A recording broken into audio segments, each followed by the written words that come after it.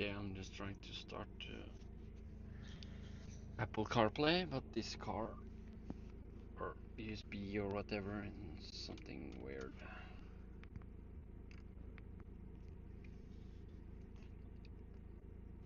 Sometimes it refuses to start.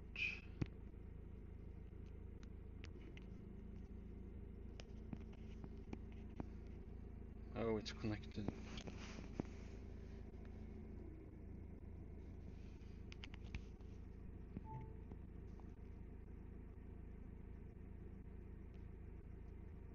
Why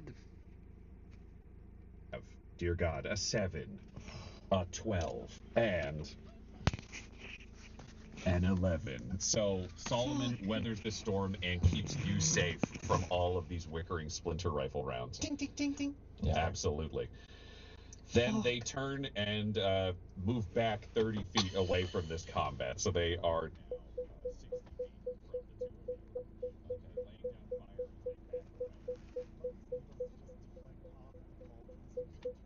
you, laying down fire as they back Oh my god, this... Yeah, another way.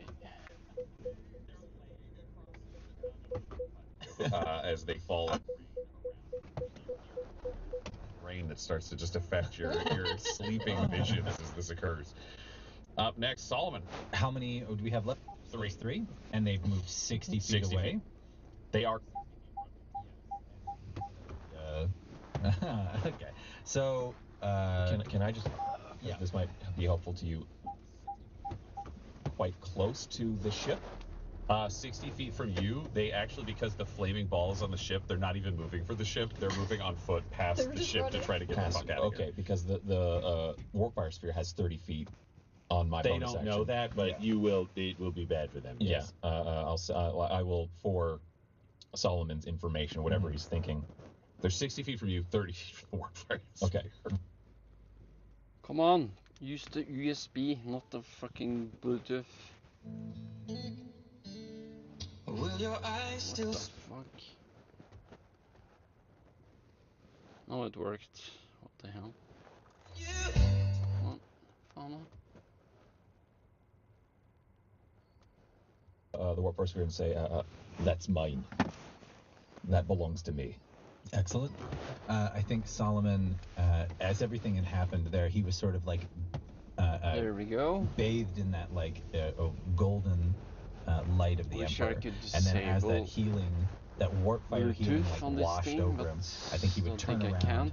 to see, knowing it was Damien, but to see Damien and then see him covered. He's in that like crackling purple. His eyes are glowing and he has flaming horns coming out of him. So I think you see Solomon, like you just see his eyes get big for a second, and then like big smile, and then he's just gonna turn back and he's gonna run 60 feet.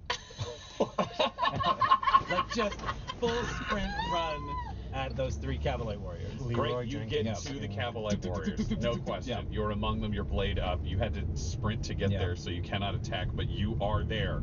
We cut to the judge. Judge, what are you dreaming about? You're unconscious. There's been a tinkling rain on your armor. Yeah. You have wrecked to pinching down an artery, so like pain might be involved. You've got the auditory things happening around you. Yeah, what's going on in your mind? It's me walking through amber waves of grain, you know.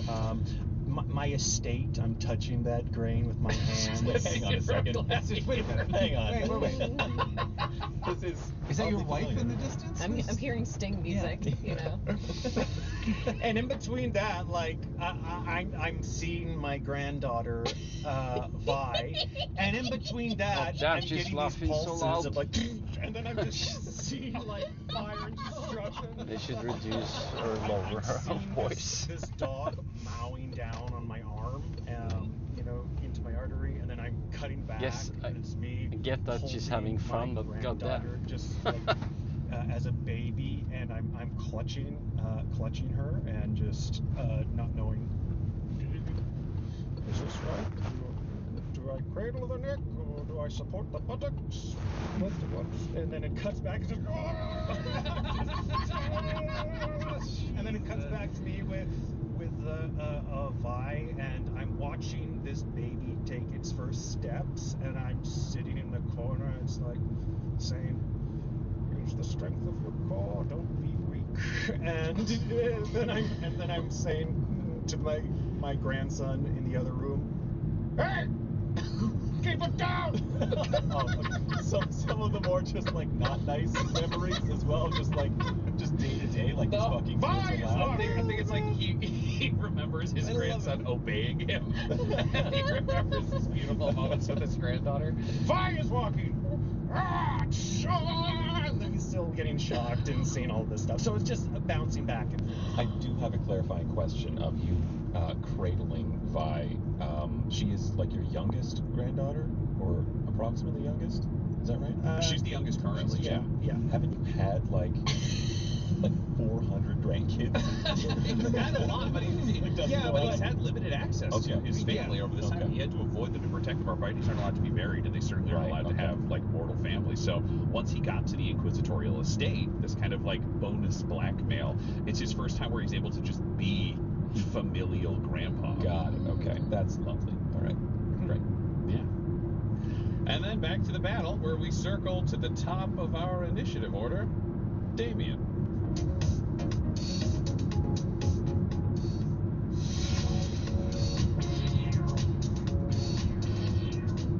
Let's scooch that warfare spear over. Give it a little nudge. Yeah, just kind of it can kind of like ramp off the. Two of them failed. Super. The one who's good at dodging still dodges, but the other two failed.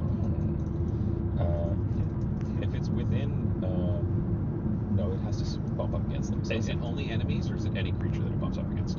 Anyone that ends their turn there would have to do the save and take half on a success. So with the bump, it's like it's the one that it's bumping into needs to make a save. But it says anyone within 5 feet because we've used it as like a group weapon before. Great. I'm also going to need a save from you, Solomon. I get it. I've got 30 feet. I can like finesse that around to like come up from behind if I've got the. I will say that you can get two of them, but you can't get the third one. That's fine then. Great. Then the two that failed will fail. The other one takes no damage. But let's get the damage. That's going to be 11. Okay, two of them burned to death. No question. They're just absorbed by work fire that appears next to you, Solomon. And you find yourself facing off with the last one. Maybe we'll see if we get there. Damien, what else are you doing? Yeah, let's bring up the light crossbow and infuse it with a little bit of warp fire. So we'll do a warp fire strike. 8. Yeah, this stream will be short. It's only a 9 minutes drive Thank you. 14 will not to the next working place. It's too challenging for you to make a consistent blow. Cool. Perils, we're good. And I will move up 30 to try and keep pace with Solomon, but he's off like a goddamn shot. That makes a lot of sense. Okay, we have this last Drukhari. Of all the Drukhari in the world is going to charge at you, Solomon, drawing its sword, attacking. That is a dirty 20 to hit. He got me. All right. He will do 10 points of piercing damage with the sinuous way this blade moves and this attacker's body moves. Even the most simple Kabalite warrior is so far beyond the perfection of any foe you've experienced in the human realm. This is someone whose footwork is flawless. Their hip movement is perfect. You're watching them move, and from a different school of swordplay you've never seen before. So it's not that you're not great. This is a totally foreign playbook that you're trying to learn on the fly, having dueled against many different mortals. And you had a very good champion train you at home, but this is the first time facing kind of the darkness of the galaxy out there. So you suffer a painful blow from this blade. And it is your turn to respond. Excellent. So I think he gets that same kind of, like, they keep finding these little spots under his armor, and I think what kind of blade was it? This is like a long, jagged blade. It's almost like the top half of the blade was sliced diagonally center and slid slightly off course so that it goes up. There's a jagged center to a wicked point. So I think as this blade kind of like gets Solomon and gets stuck in it a little bit, he'll just step further forward, and the blade just goes a little bit further in, and he gets like right in the Drukhari's face, and he says, "Not enough," and he's just gonna bring it down. Shit! No, he biffs it. He got a 9. Fuck that! You get advantage. It's cool. Huh? Yeah, go. I would have given you inspiration for the sake of